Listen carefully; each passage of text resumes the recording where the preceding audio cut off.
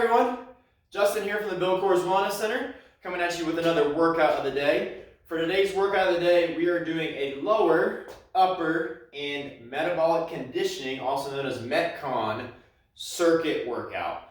So basically what that means is we've got 3 different circuits we're going to do. The first one focuses on lower body, so it's a lot of legs. There's 4 exercises for that one. Then we've got a circuit 2, which is upper body. 4 exercises for that one as well. Then we've got the final circuit 3, which is metabolic conditioning, aka getting you up and down, moving really fast, getting that heart beating, really helping to build up your cardiovascular endurance. And that again is 4 exercises as well. We run through each circuit a total of 3 times, and each exercise has a given amount of reps that you're doing or time. So with that said, let's go ahead and go over circuit number 1, which is lower. We're doing our first exercise using some sort of weight. I want you to go ahead and make sure you have the right equipment. Basically, all you're gonna need is a ledge, a step, a bench, a chair, something that you could step up on. And then you need dumbbells or some sort of weight resistance.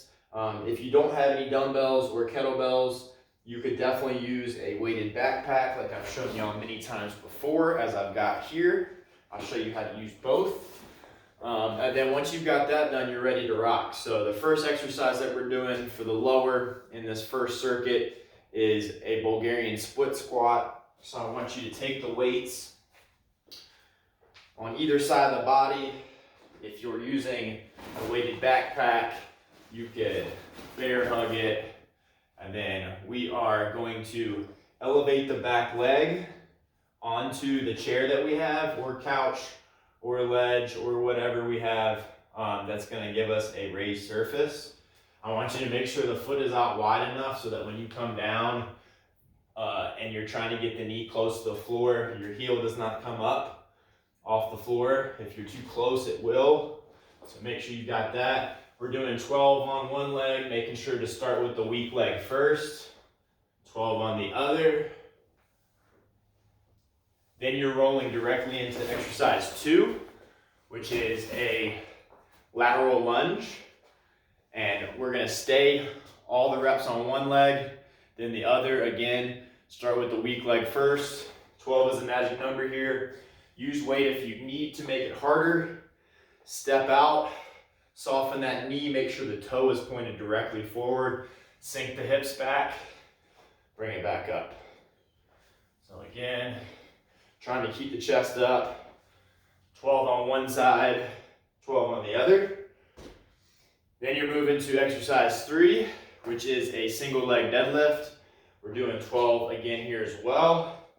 Use that weight if you want. If you feel like it's gonna 12 reps with just body weight is gonna be too easy. So again, soft knee, drive the hips back under control, drive it back up, squeeze the glute.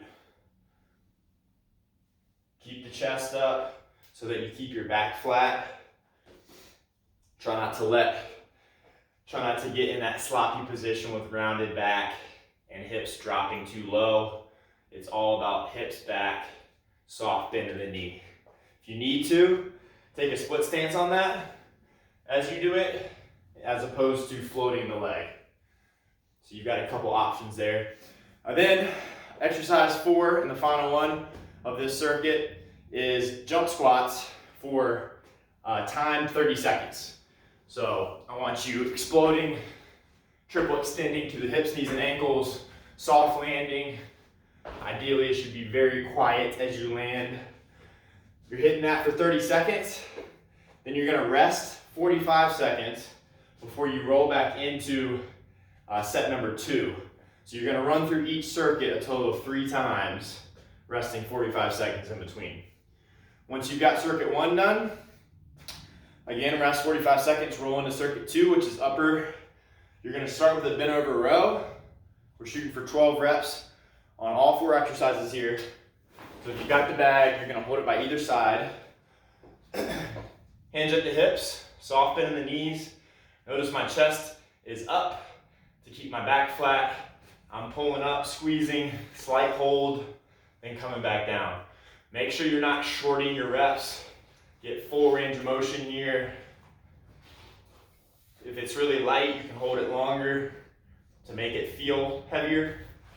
Once you've got 12 bent over rows, you're moving to exercise 2, which are hammer curls. And of course, if you've got dumbbells, these are real easy to do.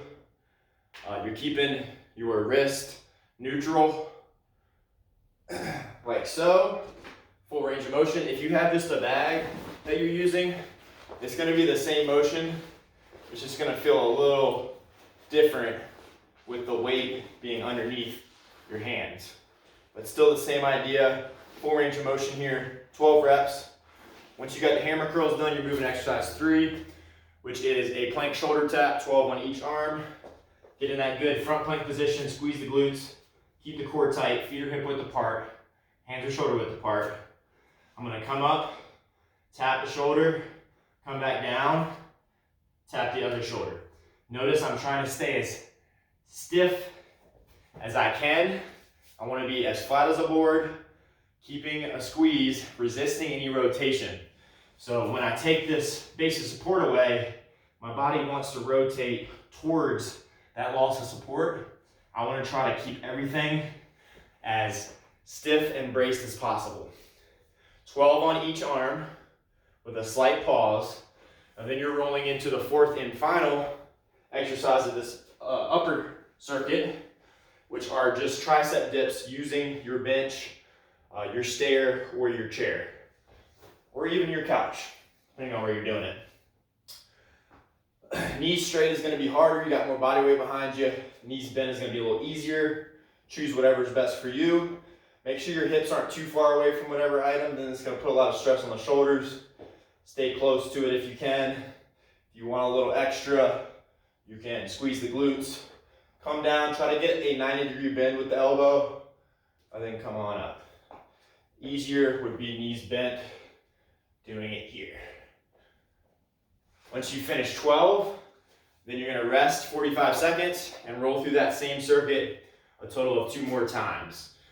Then you're moving on to the 3rd and final circuit, which is the metabolic conditioning, also known as MetCon. You got 4 exercises here as well. Exercise 1 is a box jump.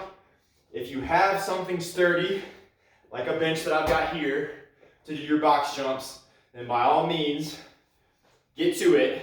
However, if you do not, which I understand most people don't, I want you to add a little bit of weight, and we're going to transition to a step up instead of a box jump. So again, it's just driving up, squeezing that glute, coming back down. Same leg for the desired amount of reps. For this last MetCon set, we're doing high reps here. Set 1 is going to be 20 reps of each exercise. So for the box jumps, it would be 20 box jumps, soft landing, step down.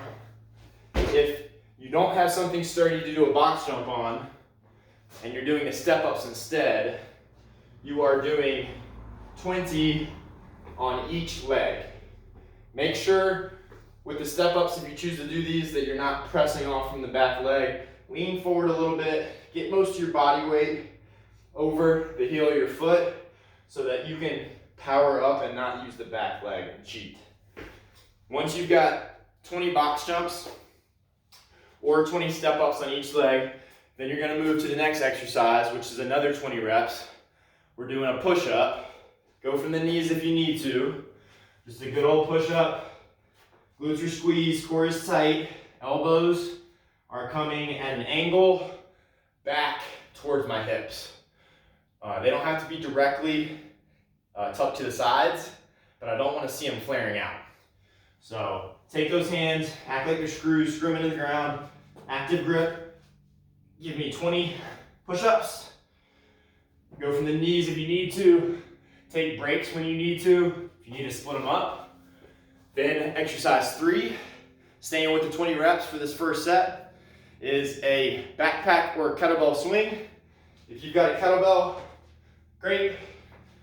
We're swinging with that, doing 20 swings.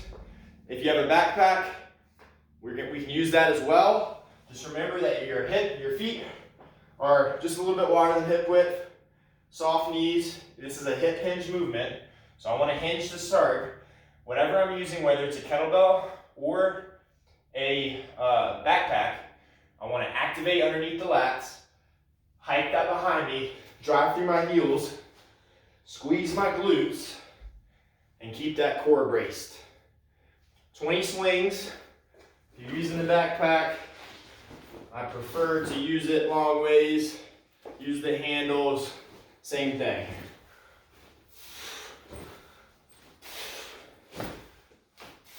Remember, drive through the heels. Try not to let your heels come up off the floor with those swings. You should feel grounded to the floor when you do those. After you do those 20 swings, you're moving to the final exercise, which is mountain climbers. That 20 is on each leg. We're going driving up. If you need to, you can tap the foot for lower impact. Otherwise, you're doing normal mountain climbers. 20 on each leg. That is circuit number 3 for the MetCon. Rest 45 seconds or less. On this one, I want you to go from set 1 to set 2 to set 3 as quickly as possible. If you need that 45 seconds of rest, take it, of course. But we're really trying to keep that heart rate up. So if you can, push straight through, pick back up with that box jump again. On set 2, you're dropping the reps to 15. And then set 3, you're dropping them to 10. So altogether, we are hitting 45 reps. So it's a lot of reps in a short amount of time. It's really gonna get that heart rate through the roof. Make sure when you finish, you're getting some sort of static stretching done. Check the stretch break playlist on our YouTube channel to find plenty of post-workout static stretch routines. Hopefully y'all enjoy that. Let me know how it goes, and I'll see you next time.